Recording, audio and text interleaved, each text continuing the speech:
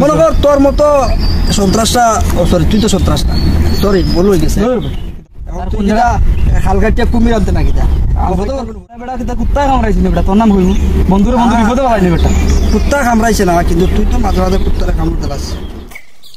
আমাদের ভিডিওটি ভালো লাগলে লাইক কমেন্ট শেয়ার করে দিবেন আর যারা যারা ফেসবুক থেকে দেখতেছেন অবশ্যই পেজটি ফলো দিবেন ইউটিউব থেকে দেখে থাকলে চ্যানেলটি সাবস্ক্রাইব করবেন।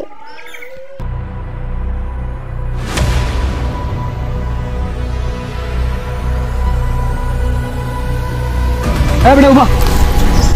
তুই আসলে বন্ধু নামে কলঙ্ক বেটা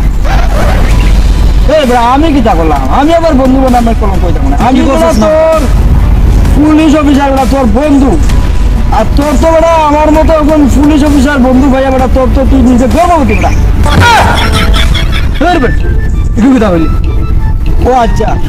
না বললো যে গর্ভবতী না মানে মিস্টেক হয়েছে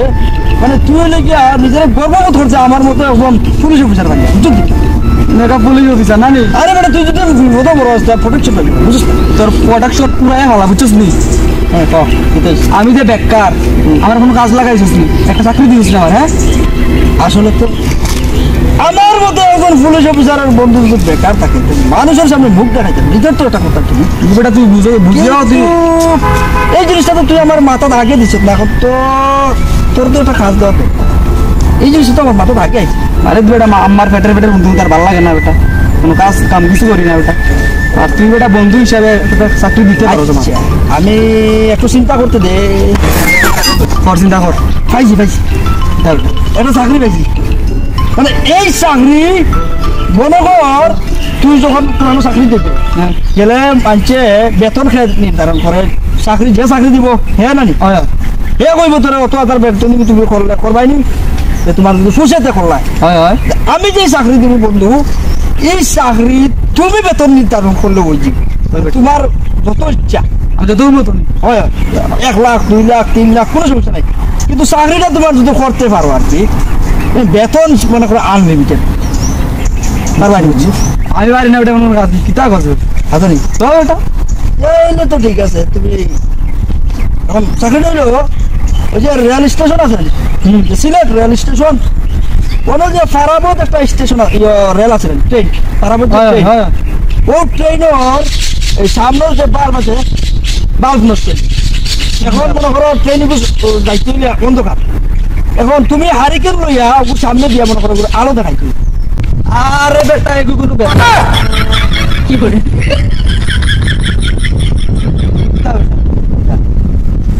তোমার মারতি নি বেটা না বাসাইতে আল্লাহ তোর ওখানে আমরা চাকরি দিতে বেটা তুই ওন বারা বাসা একা বাইতে লোক কিছু রিস্ক নেওয়ালা দূর বেটা তুই আমি নাও বাসে আমার টাকা দেখি দরকার বেটা তুই বাসতে লাগা তুই বেটা তোরে তো বালা চাকরি দিলাম লাখ টাকা ইনকাম করবে তুই আমি লাখ টাকা আমি মরিয়া আমি রেলের আগে যেতে পারবো উল্টা এই রে ঠিক আছে কিন্তু তোর তারা কোনো হইতো না আমি বুঝতে পারতে না যে আমার ডিউটি টাইমে আমার স্যার অফিসার পক্ষে কথা এই বেটা এই বাবা বেটা কি হইছে আমি এখন ডিউটি যাইতে আমরা স্যার ডিউটি যাইবে একটা চাকরি তো দিতে পারলে না গোলা ফেনছে তুই তো বেটা জীবনের ঝুঁকি আমার মানে মারি ফেলাইতে ও বাদ তোর যে সিনিয়র অফিসার এগো আছে তারা দেখলো আবার ডর করে